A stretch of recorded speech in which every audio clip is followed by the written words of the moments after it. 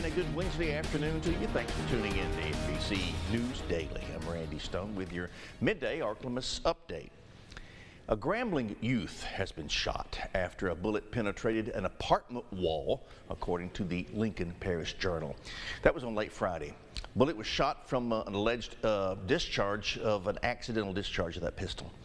As a result, the bullet penetrated an apartment and shot a Grambling youth. The ambulance transported the child to the Northern Louisiana Medical Center.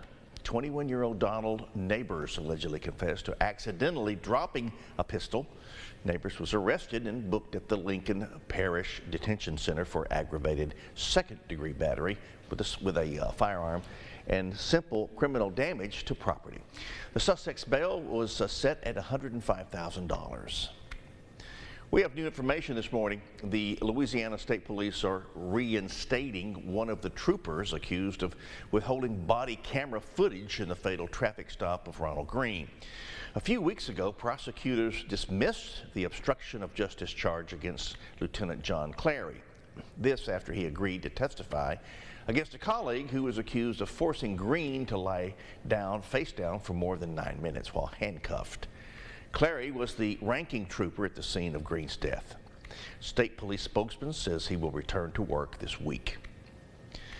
At the state's capital, Louisiana lawmakers are trying to find solutions to juvenile justice facilities filling up and deal with those kids continuing to escape those. Capitol reporter Shannon Heck brings us insight into the ongoing discussion of this. We're not going to be able to build our way out of this. The Office of Juvenile Justice Deputy Secretary laid out a few stark points of what needs to be done to help reduce the juvenile detention center populations. What is happening in your communities that you're having such a high rate of delinquent activity? You really can start developing some solutions to minimize that.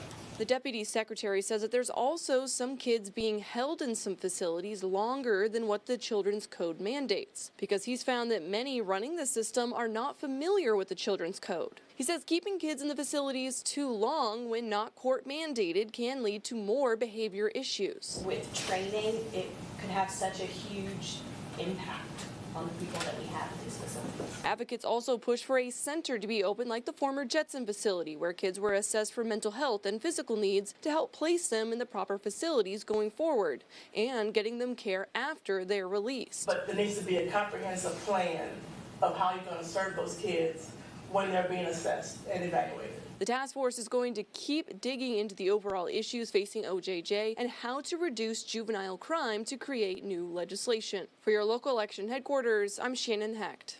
And now, Storm Tracker Doppler weather with meteorologist Chase Ward. We'll see a mix of sun and clouds throughout much of today. This afternoon, temperatures warming to the upper 50s and right there around the lower 60s, looking around 60, 61 for today's highs. And we'll continue with partly cloudy skies throughout much of tonight. Temperatures are still expected to be a bit chilly, dropping down to the mid-30s across much of the Ark-La-Miss. We will kind of keep the cloud cover, and going to early tomorrow morning, we will be mostly cloudy as the cloud cover itself just continues to increase. Now, once we hit later on Thursday night going to Friday morning, we could possibly see some light showers begin to develop across southern Arkansas, and we could even see traceable amounts start to move in around midnight and going to early Friday morning. And then we could still see more showers popping up late Friday evening, and we will have a series of disturbances that will be sparking up more showers and thunderstorms as we head into the Christmas weekend.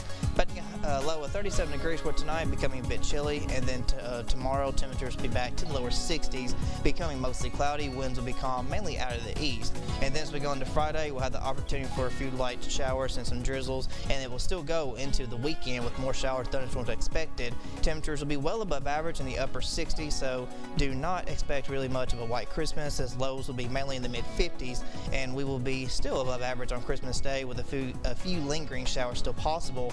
But by next Tuesday and Wednesday, the clouds will start to break off a little bit, and temperatures become a bit more seasonal, staying mainly in the mid to upper 50s, and lows are back to the mid 40s. That's our update. NBC News Daily continues now. God bless you. The latest news from your community, up-to-date weather forecasts, sports, news, contests, and more, all just a click away at myarklamis.com.